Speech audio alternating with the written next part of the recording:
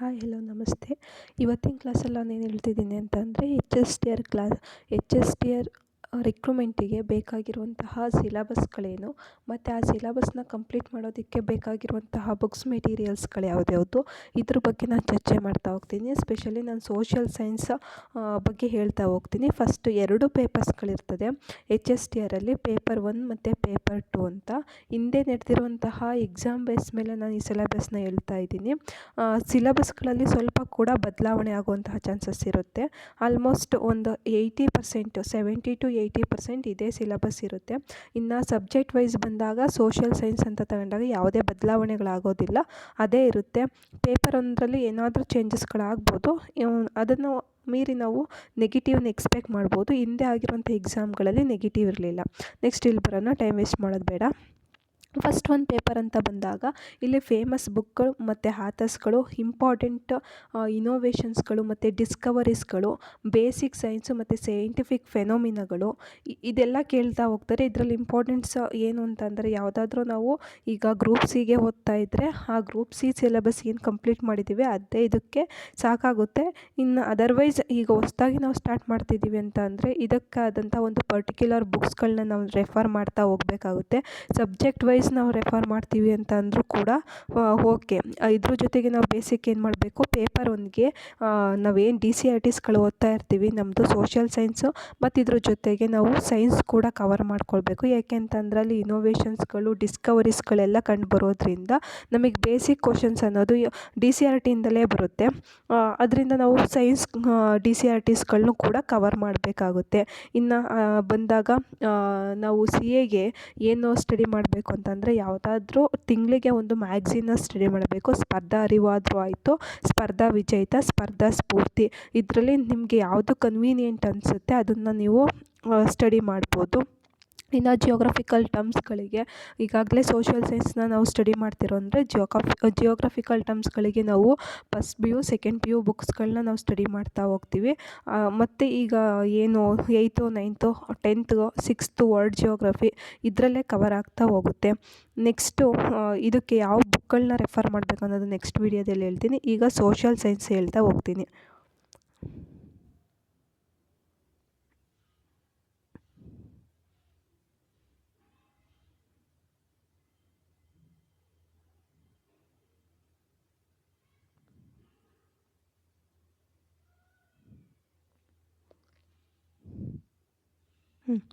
Social science ಬಂದಾಗ ಇದನ್ನು ಅವರೇ ಪಾರ್ಟಿಷನ್ ಮಾಡಿಕೊಟ್ಟಿದ್ದಾರೆ. History, geography, politically, economics, business studies ಅಂತ.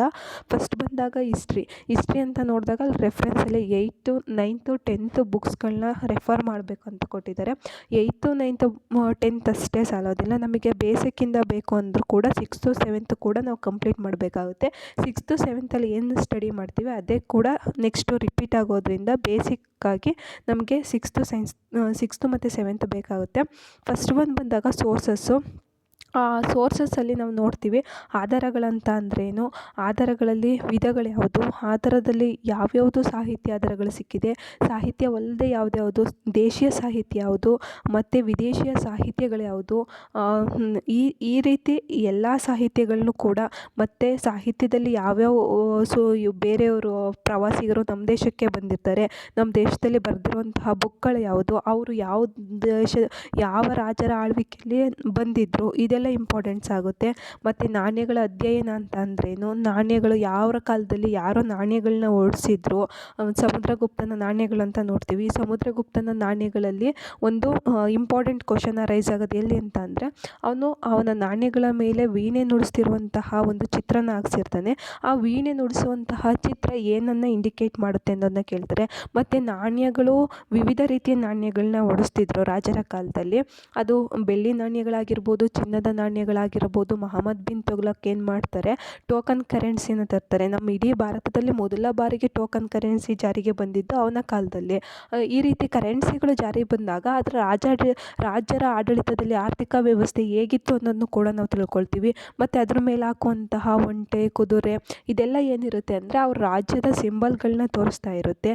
ಮತ್ತು ಅಲ್ಲಿ ಏನನ್ನ ಪೂಜೆ ಮಾಡ್ತಾಯಿದ್ರು, ಮತ್ತು ಅವರ ಆರ್ಥಿಕ ಸ್ಥಿತಿಗಳು, ಸಾಮಾಜಿಕ ಸ್ಥಿತಿಗತಿಗಳು, ಅವ್ರು ಪೂಜಿಸುವಂತಹ ದೇವರುಗಳು ಇದನ್ನೆಲ್ಲ ತಿಳಿಸೋದ್ರಿಂದ ಸ್ಟೇಟ್ಮೆಂಟ್ ವೈಸ್ ಕ್ವಶನ್ಸ್ಗಳನ್ನ ನಮಗೆ ನಾಣ್ಯದ ಮೇಲೆ ಕೇಳ್ಬೋದು. ಮಾನ್ಯುಮೆಂಟ್ಸ್ಗಳು ಮತ್ತು ಆಗಿನ ಕಾಲದಲ್ಲಿ ಕಟ್ಟಿರುವಂತಹ ಕೋಟೆಗಳಾಗಿರ್ಬೋದು, ದೇವಸ್ಥಾನಗಳಾಗಿರ್ಬೋದು, ಇದ್ರ ಮೇಲೆ ಕ್ವಶನ್ ಬರುತ್ತೆ. ಏನು ನಾವು ಸೋಷಿಯಲ್ ಸೈನ್ಸ್ನ ನೋಡ್ತೀವಿ, ಆಲ್ಮೋಸ್ಟ್ ಒಂದು 90% ಯಾವುದ್ರಲ್ಲಿ ಕವರ್ ಮಾಡ್ತಾರೆ ಅಂತ ಅಂದರೆ ಅವರು DCRT's ಬುಕ್ಗಳಲ್ಲೇ ಅವ್ರು ಕವರ್ ಮಾಡ್ತಾರೆ. ಇನ್ನು ಎಕ್ಸ್ಟ್ರಾ ಸೋರ್ಸಸ್ಗಳು ನಾವು ಬೇಕು ಅಂತಂದರೆ NCERT ಕೂಡ ನಾವು ಸ್ಟಡಿ ಮಾಡ್ಬೋದಾಗುತ್ತೆ. ನೆಕ್ಸ್ಟು ಇನ್ನು ಹರಪ್ಪ ಸಿವಿಲೈಜೇಷನ್ನು, ನೆಕ್ಸ್ಟ್ ಇದರಲ್ಲಿ ವೇದಿಕ್ನ ನೋಡ್ತೀವಿ. ಹರಪ್ಪ ಸಿವಿಲೈಜೇಷನ್ನು, ವೇದಿಕ್, ನೆಕ್ಸ್ಟ್ ಉತ್ತರ ವೇದಗಳ ಕಾಲ ಮತ್ತು ಪೂರ್ವ ವೇದಗಳ ಕಾಲ. ಪೂರ್ವ ವೇದಗಳ ಕಾಲದಲ್ಲಿ ಸ್ಟೇಟ್ಮೆಂಟ್ ಕೊಡ್ಬೋದು, ಜನರ ಆಚಾರ ಪದ್ಧತಿಗಳು ಯಾವುದಾಗಿತ್ತು, ಪೂಜಾರಿನ ಯಾವ ಹೆಸರಲ್ಲಿ ಕರೀತಾ ಇದ್ವಿ, ಮತ್ತು ಅಲ್ಲಿ ಯಾವ ರೀತಿ ಹೋಮಗಳನ್ನ ಮಾಡ್ತಾಯಿದ್ದು, ಅಶ್ವಮೇಧ ಅಂದರೆ ಏನು, ರಾಜಸೂಯ ಅಂದ್ರೇನು, ವಾಜಪೇಯ ಅಂದರೆ ಏನು, ಈ ಥರದ್ದೆಲ್ಲ ಕ್ವಶನ್ಸ್ಗಳು ಅರೈಸ್ ಆಗುವಂಥದ್ದಾಗಿರುತ್ತೆ. ನೆಕ್ಸ್ಟ್ ಇನ್ನು ವರ್ಲ್ಡ್ ಸಿವಿಲೈಜೇಷನ್ಸ್ಗೆ ಬಂದಾಗ, Asian civilisation of the world ಅಂತ ಬಂದಾಗ ಈಜಿಪ್ಟಿಯನ್ ಸಿವಿಲೈಜೇಷನ್ ಬರುತ್ತೆ. ಅವರ ಬರವಣಿಗೆಗಳು ಬರುತ್ತದೆ, ಅವರ ನಾಗರಿಕತೆ ಯಾವ ರೀತಿ ಉಗಮವಾಯಿತು, ಯಾವ ನದಿಯಲ್ಲಿ ಉಗಮವಾಯಿತು, ಇದನ್ನು ಕೇಳ್ತಾ ಹೋಗ್ತಾರೆ. ನೆಕ್ಸ್ಟ್ ಒಂದು ಬಂದಾಗ ಚೈನೀಸ್ ಸಿವಿಲೈಜೇಷನ್ನು. ಇಲ್ಲಿ ಚೈನೀಸ್ ಅಂತ ಬಂದಾಗ ಇವರಲ್ಲೂ ಕೂಡ ಬರವಣಿಗೆಗಳು ಇಂಪಾರ್ಟೆಂಟ್ ಆಗುತ್ತೆ. ಇವರ ಯಾವ ನದಿಯ ದಡದಲ್ಲಿ ಇವರ ಸಿವಿಲೈಜೇಷನ್ ನಾಗರಿಕತೆ ಬೆಳೀತಾ ಹೋಯಿತು. ಮತ್ತು ಈ ಗ್ರೀಕನ್ನರು, ರೋಮನ್ನರು, ಅಮೇರಿಕನ್ನರು ಇವ್ರದ್ದೆಲ್ಲ ಕೇಳ್ತಾರೆ. ಮತ್ತು ಗ್ರೀಕನ್ನರಿಗೆ ಬಂದಾಗ ಅವ್ರು ಕಂಡುಹಿಡಿದಂತಹ ಒಲಂಪಿಕ್ ಕ್ರೀಡೆಗಳು ಇಂಪಾರ್ಟೆನ್ಸ್ ಆಗುತ್ತೆ. ನೆಕ್ಸ್ಟ್ ಒಂದು ಬಂದಾಗ ನ್ಯೂ ರಿಲೀಜಿಯಸ್, ಇದು 9th ಸ್ಟ್ಯಾಂಡರ್ಡಲ್ಲಿಂದ ಸ್ಟಾರ್ಟ್ ಆಗುತ್ತೆ. ನ್ಯೂ ರಿಲೀಜಿಯಸ್ ಅಂತ ಬಂದಾಗ ಇದು ಕ್ರೈಸ್ತ ಧರ್ಮ, ಈಗ ಹೊಸ್ದಾಗಿ ಪಾರ್ಸಿ ಧರ್ಮಗಳನ್ನ ಇಟ್ಟಿದ್ದಾರೆ. ನೆಕ್ಸ್ಟು ಇದರಲ್ಲಿ ಬಂದಾಗ ಮುಸ್ಲಿಂ ಧರ್ಮ ಬರುತ್ತೆ, ಬುದ್ಧಿಸಮ್ ಬರುತ್ತೆ, ಮತ್ತು ಮಹಾವೀರ ಜೈನರು ಬರ್ತಾರೆ. ಇವರು ವರ್ಧಮಾನ ಮತ್ತು ಮಹಾವೀರ ಇದು ಜೈನಿಸಮಲ್ಲಿ ಇಂಪಾರ್ಟೆಂಟ್ ಆದರೆ, ಇನ್ನು ಬುದ್ಧ ಬಂದಾಗ ಅವರು ಎಲ್ಲಿ ನಿರ್ವಾಣವನ್ನು ಹೊಂದಿದ್ರು, ಎಲ್ಲಿ ಜನನ ಆಯಿತು, ಅವರ ಮೊದಲ ಹೆಸರೇನು, ಅವರ ತಂದೆ ತಾಯಿ ಹೆಸರೇನು, ಅವರಿಗೆ ಯಾವ ವಯಸ್ಸಿನಲ್ಲಿ ಜ್ಞಾನ ಬಂತು, ಅವರಿಗೆ ಈ ಥರದ್ದೆಲ್ಲ ಕ್ವಶನ್ಸ್ಗಳು ಬರ್ತಾ ಹೋಗುತ್ತೆ. ಇದು ಫ್ಯಾಕ್ಟ್ ಬೇಸ್ಡ್ ಕ್ವಶನ್ಸ್ಗಳಿರುತ್ತೆ.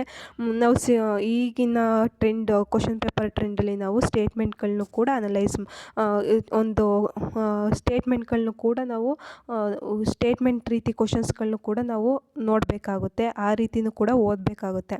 ನೆಕ್ಸ್ಟ್ ಒಂದು ಬಂದಾಗ ಇದರಲ್ಲಿ ಮೌರ್ಯರು ಮತ್ತು ಗ್ರೀಕರು, ಗುಪ್ತರು. ಮೌರ್ಯರಲ್ಲಿ ಬಂದಾಗ ಅಶೋಕ ಇಂಪಾರ್ಟೆಂಟ್ ಆಗ್ತಾರೆ, ಚಂದ್ರಗುಪ್ತ ಮೌರ್ಯ ಇಂಪಾರ್ಟೆಂಟ್ ಆಗ್ತಾರೆ, ಮತ್ತು ಕೌಟಿಲ್ಯನು ಬರೆದಂತಹ ಕೃತಿ ಇಂಪಾರ್ಟೆಂಟ್ ಆಗುತ್ತೆ ಇಲ್ಲಿ. ನೆಕ್ಸ್ಟ್ ನಾವು ಗುಪ್ತರಿಗೆ ಬಂದಾಗ ಫೇಮಸ್ ದೊರೆ ಬಂದು ಸಮುದ್ರಗುಪ್ತ. ಈ ಸಮುದ್ರಗುಪ್ತನ ಕಾಲದಲ್ಲಿ ಯಾವ್ಯಾವುದು ಯುದ್ಧಗಳಾಯಿತು ಮತ್ತು ಯಾರ ಮೇಲೆ ಯುದ್ಧಗಳಾಯಿತು ಅನ್ನೋದು, ಮತ್ತು ಅವನ ಆರ್ಥಿಕ ಈ ಎಲ್ಲ ರಾಜರುಗಳು ಬರ್ತಾರೆ, ಎಲ್ಲ ರಾಜರುಗಳಲ್ಲೂ ಕೂಡ ಒಂದೊಂದು ಏರಿಯಾದಲ್ಲಿ ಕ್ವಶನ್ಸ್ ಆಗುತ್ತೆ. ಸಮುದ್ರಗುಪ್ತ ಬಂದಾಗ ಅವನ ನಾಣ್ಯಗಳ ಮೇಲೆ ಕ್ವಶನ್ ಆಗಿರೋದನ್ನ ತುಂಬ ಬಾರಿ ನಾವು ನೋಡ್ತೀವಿ. ರಿಪೀಟೆಡ್ ಆಗಿರುವಂತಹ ಕ್ವಶನ್ ಅವನ ನಾಣ್ಯಗಳ ಮೇಲೆ ಆಗಿರುತ್ತೆ. ನೆಕ್ಸ್ಟ್ ಇಲ್ಲಿ ಗುಪ್ತ ಸಾಮ್ರಾಜ್ಯ ಬಂದಾಗ ಅವ್ರದ್ದು ಸುವರ್ಣಯುಗ, ಗುಪ್ತರ ಸುವರ್ಣಯುಗ ಅನ್ನೋದು ಇಂಪಾರ್ಟೆಂಟ್ ಆಗುತ್ತೆ. ಅದೇ ನಾವು ಇದರಲ್ಲಿ ಬಂದಾಗ ಚೋಳರ ಬಂದಾಗ ಅಲ್ಲಿ ಗ್ರಾಮಾಡಳಿತ ಅನ್ನೋದು ಇಂಪಾರ್ಟೆಂಟ್ ಆಗುತ್ತೆ. ಕೆಲವೊಂದು ರಾಜರುಗಳಲ್ಲಿ ಅವರ ಸೈನಿಕ ಸಾಧನೆಗಳು ಇಂಪಾರ್ಟೆಂಟ್ ಆದರೆ, ಇನ್ನು ಕೆಲವೊಂದು ರಾಜರುಗಳಲ್ಲಿ ಬಂದಾಗ ಅವರ ಸಾಮಾಜಿಕ ಸಾಧನೆಗಳು ಅವು ಇಂಪಾರ್ಟೆಂಟ್ ಆಗ್ತಾ ಹೋಗುತ್ತೆ. ಅದನ್ನು ನಾನು ನೆಕ್ಸ್ಟ್ ಹೇಳ್ತಾ ಹೋಗ್ತೀನಿ. ನೆಕ್ಸ್ಟ್ ಒಂದು ಬಂದಾಗ ಇದರಲ್ಲಿ ಬಾದಾಮಿ ಚಾಲುಕ್ಯರಲ್ಲಿ ಬಾದಾಮಿ ಚಾಲುಕ್ಯ ಅಂತ ಬಂದಾಗ ಇಂಪಾರ್ಟೆನ್ಸ್ ಅವ್ರದ್ದು ದೇವಸ್ಥಾನಗಳಿಗೆ ಕೊಡಬೇಕಾಗುತ್ತೆ. ದೇವಸ್ಥಾನಗಳು ಮತ್ತು ರಾಷ್ಟ್ರಕೂಟರಲ್ಲೂ ಕೂಡ ದೇವಸ್ಥಾನಗಳಿಗೆ ಕೊಡಬೇಕಾಗುತ್ತೆ. ಕಲ್ಯಾಣಿ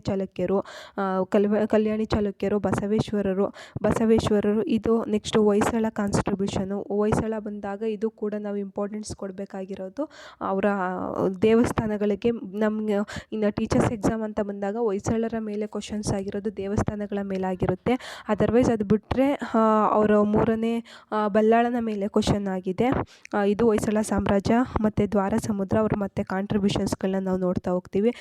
ಕ್ರೈಸ್ತ ಧರ್ಮ ಬಂದಾಗ ಕ್ರೈಸ್ತ ಧರ್ಮದಲ್ಲಿ ಅವರ ತತ್ವಗಳು, ಬೋಧನೆಗಳು ಮತ್ತು ಅವರ ಅನುಯಾಯಿಗಳು ಮತ್ತು ಅವರ ಧರ್ಮ ಗ್ರಂಥಗಳು ಇದ್ರ ಮೇಲೆ ತುಂಬ ಇಂಪಾರ್ಟೆಂಟಾಗಿ ಕ್ವಶನ್ಸ್ನ ಕೇಳ್ತಾ ಹೋಗ್ತಾರೆ ಕ್ರಿಶ್ಚಿಯನ್. ನೆಕ್ಸ್ಟ್ ಇಸ್ಲಾಂ ಬಂದಾಗ ಇಸ್ಲಾಮಲ್ಲಿ ಮೊಹಮ್ಮದ್ ಪೈಗಂಬರು, ಅಲ್ಲಿ ಮೆಕ್ಕಾ ಯಾವ ರಾಜ್ಯದಲ್ಲಿದೆ, ಮೆಕ್ಕಾ ಅಂತಂದರೆ ಏನು, ಅವರ ನಮಾಜ್ ಅಂದರೆ ಏನು, ಹಜ್ ಅಂದರೆ ಏನು, ಅವರ ಬೋಧನೆಗಳೇನು, ಅವರು ಮೂಲ ಅವ್ರನ್ನ ಏನಂತ ಕರಿತಿದ್ರು, ಎಷ್ಟನೇ ವಯಸ್ಸಿನಲ್ಲಿ ಅವರು ಮದುವೆ ಆದರು, ಈ ಥರ ಸ್ಟೇಟ್ಮೆಂಟ್ ಕ್ವಶನ್ಸ್ಗಳು ಬರ್ಬೋದು.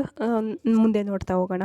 ನೆಕ್ಸ್ಟು ಯುರೋಪಿಯನ್ ಮಿಡಲ್ ಏಜಸ್ಸು, ಫೆಡ್ರಲಿಸಮು, ಡಿಮೆರಿಟ್ಸ್ಗಳು, ಇದು next India's 9th and 14th centuries, Rajput, India ಭಾರತದಲ್ಲಿ 9ರಿಂದ 14ನೇ ಶತಮಾನದವರೆಗೆ ನೋಡ್ತಾ ಹೋಗ್ತೀವಿ.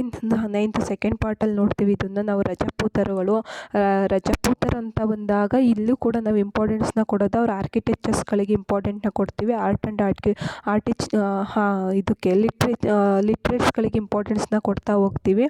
ನೆಕ್ಸ್ಟ್ ಒಂದು ಬಂದಾಗ ಇದರಲ್ಲಿ ಮೊಹಮ್ಮದ್ ಏನು ಮಧ್ಯ ಭಾರತದ ಇತಿಹಾಸ ಇದೆ, ಇದರಲ್ಲಿ ತುಂಬ ಇಂಪಾರ್ಟೆಂಟ್ ಆಗಿರೋದು ಸುಲ್ತಾನರುಗಳು ಇಂಪಾರ್ಟೆಂಟ್ ಆಗ್ತಾರೆ. ಗುಲಾಮಿ ಸಂತತಿ, ತುಘಲಕ್ ಸಂತತಿ, ಖಿಲ್ಜಿ ಸಂತತಿ, ಈ ಸಂತತಿಗಳೇನಿರುತ್ತೆ, ಸಂತತಿಗಳು ಮತ್ತು ಅವರ ಸ್ಥಾಪಕರುಗಳು ಒಂದು ಕ್ವಶನ್ ಇದ್ದೇ ಇರುತ್ತೆ ಯಾವಾಗಲೂ. ಮತ್ತು ಅದಾದಮೇಲೆ ಇವರ ಮಂತ್ರಿಗಳು ಮತ್ತು ಇವರ ಗುಲಾಮರು ಯಾರಾಗಿದ್ದರು, ಗುಲಾಮ ಅಂತ ಯಾರನ್ನು ಕರೀತಾರೆ, ಈ ಥರದ್ದು ಕ್ವಶನ್ಸ್ಗಳಂತೂ KPSC ಮತ್ತು KE ಗ್ರೂಪ್ ಸಿಯಲ್ಲಿ ಕ್ವಶನ್ಸ್ಗಳು ಬಂದೇ ಇರ್ತವೆ. ಮೋಸ್ಟ್ KPSC ಮತ್ತು KEಯಲ್ಲಿ ನೋಡಿರೋ ಕ್ವಶನ್ಸ್ ಯಾವುದು ಅಂತ ಅಂದರೆ ಈ ಸುಲ್ತಾನರು ಮತ್ತು ಅವರ ಸ್ಥಾಪಕರು ಯಾರು, ಮತ್ತು ವಿಜಯನಗರ ಸಾಮ್ರಾಜ್ಯದಲ್ಲಿ ಏನು ರಕ್ಕಸತಂಗಡಿ ಆಗುತ್ತೆ, ರಕ್ಕಸತಂಗಡಿಯಲ್ಲಿ ವಿರುದ್ಧ ಬಣವನ್ನು ವಹಿಸ್ಕೊಂಡಿದ್ದಂತಹ ಸುಲ್ತಾನರು ಏನಿರ್ತಾರೆ, ಆ ಸುಲ್ತಾನರು ಮತ್ತು ಆ ಮನೆತನದ ಸ್ಥಾಪಕರು, ಇದನ್ನು ಒಂದು ಕ್ವಶನ್ಸ್ಗಳನ್ನ ಕೇಳ್ತಾರೆ. ನೆಕ್ಸ್ಟ್ ಒಂದು ಬಂದಾಗ religious reforms in India, Shankaracharya ಇದ್ರ ಮೇಲೆ ಒಂದು ಕ್ವಶನ್ಸ್ಗಳು ಬರುತ್ತೆ, ಒಂದು ಕ್ವಶನ್ ಬರೋವಂಥದ್ದು ಚಾನ್ಸಸ್ ಇರುತ್ತೆ. ಶಂಕರಾಚಾರ್ಯ, ರಾಮಾನುಜಾಚಾರ್ಯ, ಮಧ್ವಾಚಾರ್ಯ, ಬಸವೇಶ್ವರರು, ಇವರು ಎಷ್ಟು ಜನ ಇರ್ತಾರೆ, ಅವರ ಜನ್ಮಸ್ಥಳ ಯಾವುದು, ಮತ್ತು ಅವರ ತಂದೆ ತಾಯಿ ಹೆಸರೇನು, ಅವರ ಗುರುಗಳ ಹೆಸರೇನು, ಅವರು ಪ್ರತಿಪಾದಿಸಿದಂತಹ ತತ್ವಗಳು ಯಾವುದು, ಮ್ಯಾಚ್ ದ ಫಾಲೋಯಿಂಗ್ ಆದರೂ ಕೇಳ್ಬೋದು, ಸ್ಟೇಟ್ಮೆಂಟ್ ಕ್ವಶನ್ಸ್ ಆದರೂ ಕೇಳ್ಬೋದು, ಫ್ಯಾಕ್ಟ್ ಬೇಸ್ಡ್ ಕ್ವಶನ್ಸ್ ಆದರೂ ಕೇಳ್ಬೋದು. ಆದರೆ ನಾವು ಯಾರು ರಾಮಾನುಜಾಚಾರ್ಯರ ಸಿದ್ಧಾಂತ ಯಾವುದು, ಅವರು ಎಲ್ಲಿನವರು, ತಂದೆ ತಾಯಿ ಹೆಸರೇನು, ಈ ಥರದ್ದು, ಮತ್ತು ಅವರ ಎಲ್ಲಿಂದ ಎಲ್ಲಿವರೆಗೂ ಸಂಚಾರ ಮಾಡಿ ಪ್ರಚಾರವನ್ನು ಧರ್ಮ ಮಾಡಿದರು, ಯಾವ ಧರ್ಮಕ್ಕೆ ಇಂಪಾರ್ಟೆನ್ಸ್ನ ಕೊಟ್ಟರು, ಶಂಕರಾಚಾರ್ಯ ತಗೊಂಡಾಗ ಅವರ ಗ್ರಂಥಗಳು ಯಾವುದು, ಇದನ್ನೆಲ್ಲ ನಾವು ನೋಡ್ಕೊಳ್ಬೇಕಾಗುತ್ತೆ. ನೆಕ್ಸ್ಟ್ ವಿಜಯನಗರ ಬಂದಾಗ ಸಂಗಮ, ಸಾಳುವ, ತುಳುವ, ಹರವೀಡು, ಇಷ್ಟು ಮನೆತನಗಳು ಬರ್ತವೆ ವಿಜಯನಗರ ಸಾಮ್ರಾಜ್ಯದಲ್ಲಿ. ಎಷ್ಟು ಮನೆತನಗಳು ಫೇಮಸ್ ಆಗಿರೋದಿಲ್ಲ. ಇದರಲ್ಲಿ ಇಂಪಾರ್ಟೆಂಟ್ ಕ್ವಶನ್ ರೈಸ್ ಆಗುವಂತಹ ರಾಜರು ಯಾರಿರ್ತಾರೆ, ಆ ರಾಜರು ಮತ್ತು ಆ ರಾಜರು ಕಟ್ಟಿಸಿದಂತಹ ಕಟ್ಟಡಗಳು ಮತ್ತು ಅವರು ಬರೆದಿರುವಂತಹ ಬುಕ್ಗಳು, ಯಾವ ಭಾಷೆಯಲ್ಲಿ ಬುಕ್ಗಳನ್ನ ಬರೆದಿದ್ದಾರೆ, ಇಷ್ಟನ್ನು ನೋಡ್ಕೊಳ್ಬೇಕಾಗುತ್ತೆ. ನೆಕ್ಸ್ಟ್ ಒಂದು ಬಂದಾಗ ಮೊಘಲರ ಆಡಳಿತ ಯಾವ ರೀತಿ ಇತ್ತು, ಅವ್ರದ್ದು ಕಾಂಟ್ರಿಬ್ಯೂಷನ್ಸ್ಗಳೇನು, ಅಡ್ಮಿನಿಸ್ಟ್ರೇಷನ್ ಹೆಂಗಿತ್ತು, ಮತ್ತು ರೆವಿನ್ಯೂ ಸಿಸ್ಟಮ್ ಹೆಂಗಿತ್ತು, ಜುಡಿಷರಿ ಹೆಂಗಿತ್ತು, ಮಿಲಿಟರಿ ಯಾವ ರೀತಿ ಇತ್ತು ಅನ್ನೋದು. ಈ ಪಾರ್ಟಿಗೆ ಬಂದಾಗ, ಮೊಘಲರು ಬಂದಾಗ ಇಂಪಾರ್ಟೆನ್ಸ್ನ ನಾವು ಯಾವುದಕ್ಕೆ ಕೊಡಬೇಕಾಗುತ್ತೆ ಅಂದರೆ ಅವರ ಅಡ್ಮಿನಿಸ್ಟ್ರೇಷನ್ಗೆ ಕೊಡಬೇಕಾಗುತ್ತೆ. ಯಾಕೆಂತಂದರೆ ಹೊಸ್ದಾಗಿರುವಂತಹ ಏನು ಕುದುರೆಗಳಿಗೆ ದಾಖ ಪದ್ಧತಿ ಹಾಕುವಂಥದ್ದು ಇರ್ಬೋದು, ಒಂದು ಸಿಸ್ಟಮೆಟಿಕ್ ವೇಯನ್ನು ತರ್ತಾರೆ ಆಡಳಿತದಲ್ಲಿ, ಯಾವುದು ಒಂದು ಫೈಲ್ನ ಮೇಂಟೈನ್ ಮಾಡೋದಿರ್ಬೋದು, ಇದಕ್ಕೆಲ್ಲ ಇಂಪಾರ್ಟೆನ್ಸ್ನ ಕೊಡ್ತಾರೆ. ಜುಡಿಷರಿ ಸಿಸ್ಟಮ್ಗೂ ಇಂಪಾರ್ಟೆನ್ಸ್ನ ಕೊಡ್ತಾರೆ ಇವರು. ಮತ್ತು ಅವರ ಆಡಳಿತ ನಡೆಸಬೇಕಾದ್ರೆ ಅವರು ಏನು ಪಾರ್ಟಿಷನ್ಸ್ಗಳನ್ನ ಮಾಡ್ಕೊಂಡಿದ್ರು ಅದು ಇಂಪಾರ್ಟೆಂಟ್ ಆಗುತ್ತೆ. ಯಾರ ಕಾಲದಲ್ಲಿ ಯಾವ್ಯಾವ ರೀತಿಯಂತಹ ಮಂತ್ರಿಗೆ ಏನಂತ ಕರಿತಾ ಇದ್ರು, ಹಣಕಾಸು ಮಂತ್ರಿಗೆ ಏನಂತ ಕರಿತಿದ್ರು, ಸೈನಿಕನಿಗೆ ಏನಂತ ಕರಿತಿದ್ರು, ಈ ಥರದ ಕ್ವಶನ್ಸ್ಗಳು ಮೊಘಲಲ್ಲಿ ಆಗಿದೆ. ನೆಕ್ಸ್ಟು ಭಕ್ತಿ ಮೂಮೆಂಟ್ಸಲ್ಲಿ ನಾವೇನು ಶಂಕರಾಚಾರ್ಯ, ಮಧ್ವಾಚಾರ್ಯರನ್ನ ನೋಡಿದ್ವಿ, ಅದೇ ರೀತಿ ಇಲ್ಲೂ ಕೂಡ ಇಂಪಾರ್ಟೆನ್ಸ್ ಆಗಿರೋದು ಅವರ ಜನ್ಮಸ್ಥಳ ಯಾವುದು ಮತ್ತು ಅವರ ಬುಕ್ಗಳು ಯಾವುದು. ಈ ಗುರುನಾನಕ್ ಇರ್ಬೋದು, ರಮಾನಂದ ಇರ್ಬೋದು, ಚೈತನ್ಯ ಇರ್ಬೋದು, ಇವ್ರದ್ದೆಲ್ಲ ಬಂದಾಗ ಇಲ್ಲಿ ಅವರ ಬುಕ್ಸ್ಗಳು ಯಾವುದು, ಅವ್ರು ಬರೆದಿರುವಂತಹ ಬುಕ್ಗಳು ಅಂದರೆ ಕೃತಿಗಳು, ಮತ್ತು ಅವರು ಎಲ್ಲಿ ಜನ್ಮ ತಗೊಳ್ತಾರೆ, ಅವರು ಜನನದ ಡೇಟ್ಗಳು ಅಂತಂದರೆ ಇಸ್ವಿಗಳು, ಅದು ಇಂಪಾರ್ಟೆಂಟ್ ಆಗುತ್ತೆ. ಅದರ್ವೈಸ್ ಇದೇನು ಅಷ್ಟು ಇಂಪಾರ್ಟೆಂಟ್ ಬರೋದಿಲ್ಲ. ನೆಕ್ಸ್ಟ್ ಒಂದು ಬಂದಾಗ ಮಾಡ್ರನ್ ಯುರೋಪಿಗೆ ಬಂದಾಗ ಡಿಸ್ಕವರೀಸ್ಗಳು ಇಲ್ಲಿ ಇಂಪಾರ್ಟೆಂಟ್ ಆಗುತ್ತೆ. ಆವಾಗಲೇ ಫಸ್ಟ್ ಪೇಪರಿಗೆ ಹೇಳಿದೆ, ಫಸ್ಟ್ ಪೇಪರಲ್ಲೂ ಕೂಡ ಇದು ನಮಗೆ ಯೂಸ್ ಆಗುತ್ತೆ. ಡಿಸ್ಕವರೀಸ್ಗಳನ್ನ ಕಂಡಿಡ್ದ ನ್ಯಾವಿಗೇಟರ್ಸ್ಗಳು, ಮತ್ತು ಇಲ್ಲಿ ಏನೇನು ಡಿಸ್ಕವರೀಸ್ಗಳಾಯಿತು, ಭಾರತವನ್ನು ಕಂಡುಹಿಡಿಯೋದಕ್ಕೆ ಬಂದಾಗ ಅವರು ಹೊಸ ಯಂತ್ರಗಳನ್ನ ಕಂಡುಹಿಡಿತಾರೆ, ಮತ್ತು ಕ್ರಾಂತಿಗಳಾಗಬೇಕಂತ ಸಂದರ್ಭದಲ್ಲಿ ಮುದ್ರಣ ಯಂತ್ರಗಳನ್ನ ಕಂಡುಹಿಡಿತಾರೆ. ರೆವಲ್ಯೂಷನ್ಸ್ಗಳು ಬರ್ತದೆ, ಫ್ರಾನ್ಸ್ನ ಕ್ರಾಂತಿ, ರಷ್ಯಾ ಕ್ರಾಂತಿ, ಈ ರೀತಿ ಕ್ರಾಂತಿಗಳು ಬರ್ತವೆ. ಅದರಲ್ಲೂ ಕ್ವಶನ್ಸ್ಗಳು ರೈಸ್ ಆಗ್ತದೆ, ಅದು ನೋಡ್ಕೊಳ್ಬೇಕಾಗ್ತದೆ. Next nation American war and independence, American ವಾರ್ಗಳ ಬಗ್ಗೆ, ಮತ್ತು ಇಟಲಿಯಲ್ಲಾಗಿರುವಂತಹ ಮ್ಯಾಜಿನಿ ಗ್ಯಾರಿಬಾಲ್ಡಿ ಅವರ ದಳಕ್ಕೆ ಏನಂತ ಹೆಸರಿತ್ತು, ಇದನ್ನು ನಾವು ನೋಡ್ತಾ ಹೋಗ್ತೀವಿ. ನೆಕ್ಸ್ಟ್ ಒಂದು ಬಂದಾಗ ಇದು ಬ್ರಿಟಿಷರು ನಮ್ಮ ಭಾರತಕ್ಕೆ ಮತ್ತು ಫ್ರೆಂಚರು ಒಟ್ಟಾರೆಯಾಗಿ ಯುರೋಪಿಯನ್ನರು ನಮ್ಮ ಭಾರತಕ್ಕೆ ಎಂಟ್ರ್ ಆಗ್ತಾರೆ. ಆ ಎಂಟ್ರ್ ಆಗೋದ್ರಲ್ಲಿ ಫಸ್ಟ್ ಯಾರು ಮತ್ತು ಮೊದಲು ಯಾರು ಎಂಟರ್ ಆದರು, ಅದಾದಮೇಲೆ ಯಾರು ಫಸ್ಟ್ ಭಾರತಕ್ಕೆ ಬಂದವರು ಯಾರು, ಮತ್ತು ಭಾರತವನ್ನು ಕೊನೆಯದಾಗಿ ತೊರೆದವರು ಯಾರು, ಈ ಥರದ ಕ್ವಶನ್ಸ್ ಬಂದಿದೆ. ಭಾರತಕ್ಕೆ ಯುರೋಪಿಯನ್ನರ ಆಗಮನ, ಈ ಯುರೋಪಿಯನ್ನರ ಆಗಮನ ನಾವು 10th ನೋಡ್ತೀವಿ. ಈ 10th ಸ್ಟ್ಯಾಂಡರ್ಡ್ ಬುಕ್ಗಳಲ್ಲಿ ಇದೆಲ್ಲ ಬರುತ್ತೆ. ಯಾವ್ಯಾವ ಇದರಲ್ಲಿ ಇಂಪಾರ್ಟೆಂಟ್ ಅಂತ ಅಂದರೆ ಪ್ಲಾಸಿ ಕದನ, ಬಕ್ಸರ್ ಕದನ, ಪ್ಲಾಸಿ ಕದನ ತುಂಬ ಇಂಪಾರ್ಟೆಂಟ್ ಆಗುತ್ತೆ. ಅದಾದಮೇಲೆ ಬರುವಂಥದ್ದು ಮೈಸೂರು ಆಂಗ್ಲೋ ಮೈಸೂರು ವಾರ್ಗಳು, ಇದು ಇಂಪಾರ್ಟೆಂಟು. ಆಂಗ್ಲೋ ಮೈಸೂರು ವಾರ್ಗಳಲ್ಲಿ ಕೇಳಿರುವಂಥ 3 ಕ್ವಶನ್ಸ್ ರಿಪೀಟೆಡ್ ಕ್ವಶನ್ಸ್ ಯಾವುದು ಅಂತ ಅಂದರೆ ಆಂಗ್ಲೋ ಮೈಸೂರು ವಾರ್ಗಳು 1, 2, 3. ಆಂಗ್ಲೋ ಮೈಸೂರು ವಾರ್ಗಳು ಯಾವ ವರ್ಷದಿಂದ ಯಾವ ವರ್ಷ ನಡೆದು, ನೆಕ್ಸ್ಟು ಯಾವ ಒಪ್ಪಂದದೊಂದಿಗೆ ಕೊನೆಗೊಂಡಿತ್ತು, JPT ರಿಪೀಟೆಡ್ ಆಗಿದೆ. ನೆಕ್ಸ್ಟ್ ಒಂದು ಬಂದಾಗ KL ಕೂಡ ರಿಪೀಟೆಡ್ ಕ್ವಶನ್ ಇದಾಗಿದೆ. ಅದಕ್ಕೆ ಇದೊಂದು ಆಂಗ್ಲೋ ಮೈಸೂರು ವಾರ್ ಅಂತ ತಗೊಂಡಾಗ ತುಂಬ ಇಂಪಾರ್ಟೆನ್ಸ್ ಆಗುತ್ತೆ ಕರ್ನಾಟಕದಲ್ಲಿ.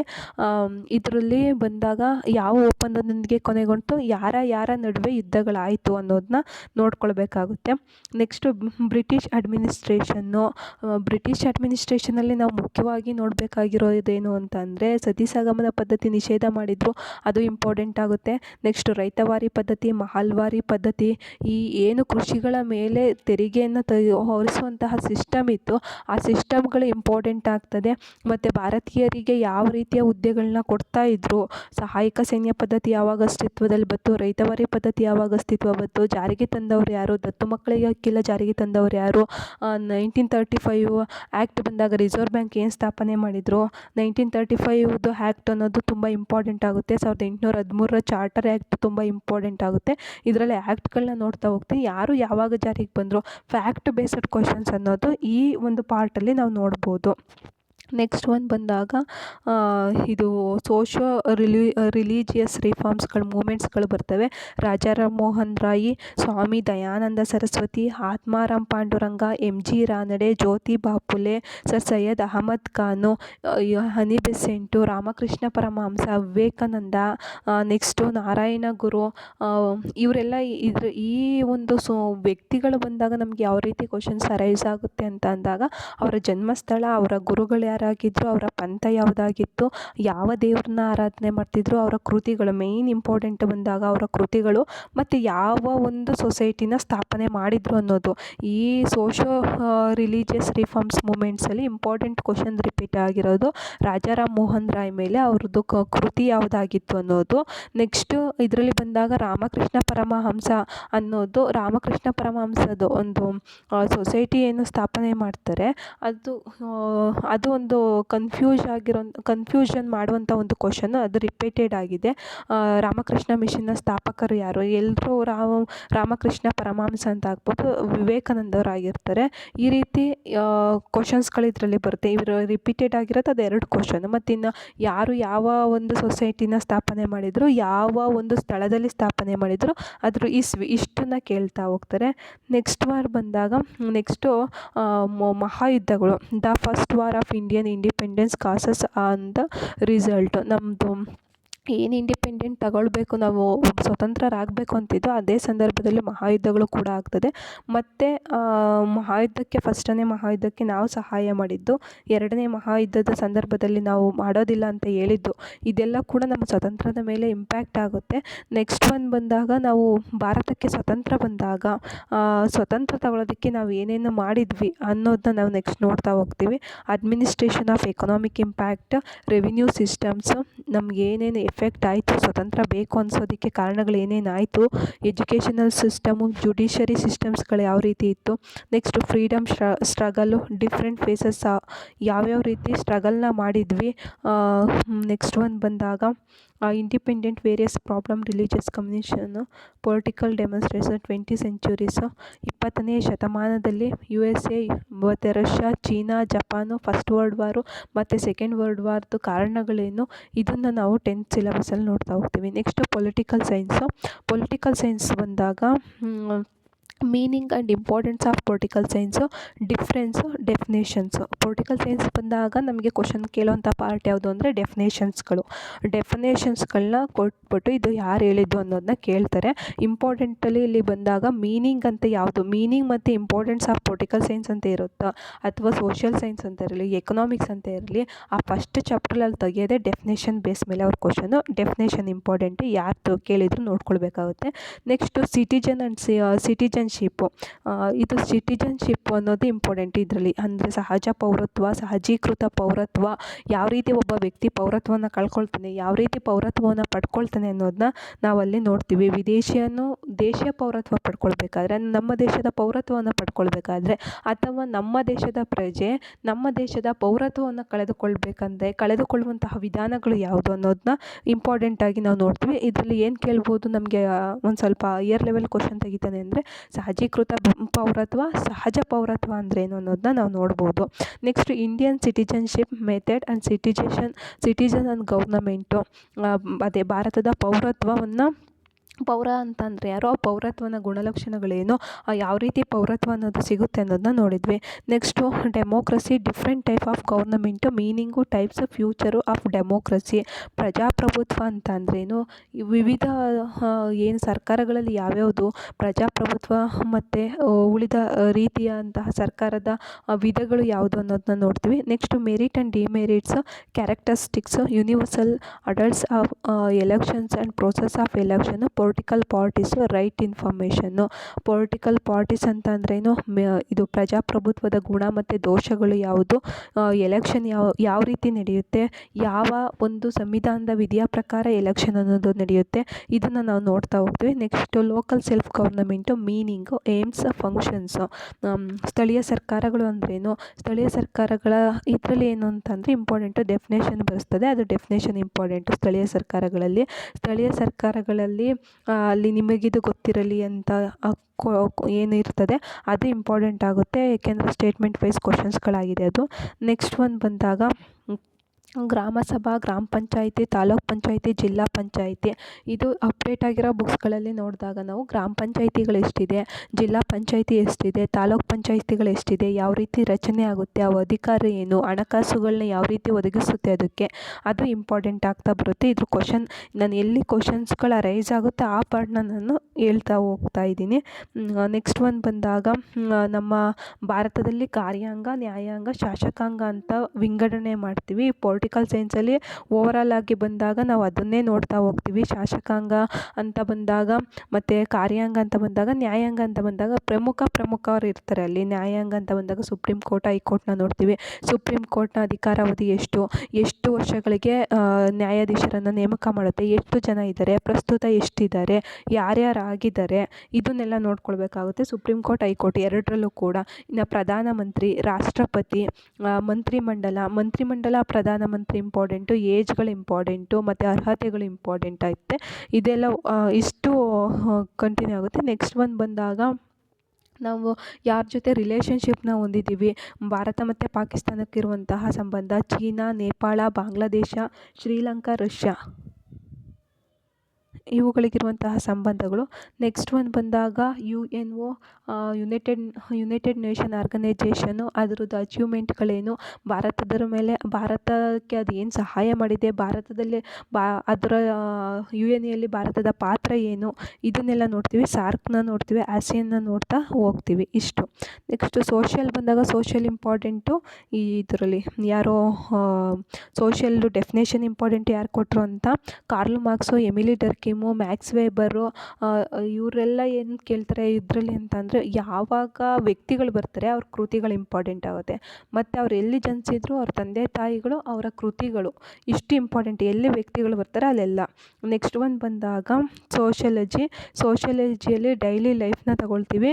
ಡೈಲಿ ಲೈಫ್ ಇದರಲ್ಲಿ ಇನ್ನೊಂದು ಕ್ವಶನ್ಸ್ ಅರೈಸ್ ಆಗುವಂಥ ಪಾರ್ಟ್ ಯಾವುದು ಅಂತ ಅಂದರೆ, ವಿಭಾಗಗಳನ್ನ ಮಾಡ್ತೀವಿ. ಗ್ರಾಮ ಪ್ರದೇಶ, ಕೃಷಿ ಸಮಾಜ, ಕೈಗಾರಿಕಾ ಸಮಾಜ, ಬೇಟೆಯಾಡುವ ಬೆಳೆಯುವ ಸಮಾಜ ಈ ರೀತಿ ಮಾಡ್ತೀವಿ. ಅಲ್ಲಾಗಿರುವಂತಹ ಇನೋವೇಷನ್ಸ್ಗಳೇನು, ಅಲ್ಲಿ ಯಾವ ರೀತಿ ಜನರಿದ್ದರು, ಹಳ್ಳಿಗಳು ತಗೊಂಡಾಗ ಸಹಕಾರ ತತ್ವ ಇತ್ತು, ಅಲ್ಲಿ ಜಾಯಿಂಟ್ ಫ್ಯಾಮಿಲಿಗಳಿದ್ದು, ಈ ಥರದ್ದು ಕ್ವಶನ್ಸ್ಗಳು ಕೇಳ್ತಾರೆ. ಇದರಲ್ಲಿ ಬಂದಾಗ ಸೋಷಿಯಲ್ ಆಲ್ಮೋಸ್ಟ್ ಎಲ್ಲರೂ ಕ್ರ್ಯಾಕ್ ಮಾಡ್ಬೋದು.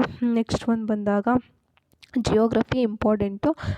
ಜಿಯೋಗ್ರಫಿನ ನಾನು ಕ್ಲಾಸ್ ಮಾಡ್ತಾ ಎಲ್ಲೆಲ್ಲಿ ಇಂಪಾರ್ಟೆಂಟ್ ಬರುತ್ತೆ ಅಲ್ಲಿ ಹೇಳ್ತಾ ಹೋಗ್ತೀನಿ. ಜಿಯೋಗ್ರಫಿಲಿ ನಾವು ಕರ್ನಾಟಕ ಜಿಯೋಗ್ರಫಿ, ವರ್ಲ್ಡ್ ಜಿಯೋಗ್ರಫಿ ಮತ್ತು ಇಂಡಿಯಾ ಜಿಯೋಗ್ರಫಿ ಇಂಪಾರ್ಟೆಂಟ್ನ ನೋಡ್ತೀವಿ. ಇದು ಇಂಡಿಯಾ ಜಿಯೋಗ್ರಫಿ ಅಂತ ಬಂದಾಗ ಫ್ಯಾಕ್ಟ್ ಬೇಸ್ಡ್ ಕ್ವಶನ್ಸ್ ಇರ್ತದೆ. ಅಂದರೆ ಎಷ್ಟು, ಎಲ್ಲಿ, ಯಾವಾಗ, ಈ ಥರದ್ದು ಕ್ವಶನ್ಸ್ ಇರುತ್ತೆ. ಈಗ ಅಮೇರಿಕ ಟಿ ಕ್ವಶನ್ಸ್ಗಳನ್ನೇ ನೋಡಿದ್ದೀರಾ. ಒಂದು ಜ್ವಾಲಾಮುಖಿ ಎಲ್ಲಿ ಉದ್ಭವ ಆಯಿತು, ಆಮೇಲೆ ಜೀವಂತ ಜ್ವಾಲಾಮುಖಿಗಳು ಯಾವುದು, ಸುಪ್ತ ಜ್ವಾಲಾಮುಖಿಗಳು ಯಾವುದು, ಜಾಗೃತ ಜ್ವಾಲಾಮುಖಿಗಳು ಯಾವುದು, ಈ ರೀತಿ ಎಲ್ಲಿ, ಯಾವಾಗ, ಏನು, ಈ ರೀತಿ ಕ್ವಶನ್ಸ್ಗಳು ಇಲ್ಲಿ ಬರುವಂಥ ಚಾನ್ಸಸ್ ಇರುತ್ತೆ. ಕರ್ನಾಟಕದಲ್ಲಿ ಬಂದಾಗ ಮಣ್ಣುಗಳನ್ನ ಕೇಳ್ತಾರೆ. ಯಾವ ಮಣ್ಣು ಯಾವ ಪ್ರದೇಶದಲ್ಲಿ ಕಂಡುಬರುತ್ತೆ, ಅತಿ ಹೆಚ್ಚು ನೀರಾವರಿ ಈ ಥರದ್ದೆಲ್ಲ ಕೇಳುವಂತಹ ಚಾನ್ಸಸ್ ಇರುತ್ತೆ. ಇದರಲ್ಲಿ ಕ್ಲಾಸ್ ಮಾಡ್ತಾ ಹೋಗ್ತೀನಿ. ಇನ್ನು ಎಕನಾಮಿಕ್ಸ್ ಕೂಡ ಹಾಗೆ ಕಂಟಿನ್ಯೂ ಮಾಡ್ತಾ ಹೋಗ್ತೀನಿ. ಇವತ್ತು ಈ ಕ್ಲಾಸಿಗೆ ಇಷ್ಟನ್ನು ಎನಫ್ ಮಾಡ್ತೀನಿ. ನೆಕ್ಸ್ಟ್ ಕ್ಲಾಸಲ್ಲಿ ನಾನು ಡಿಸ್ಕಷನ್ ಮಾಡ್ತಾ ಹೋಗ್ತೀನಿ.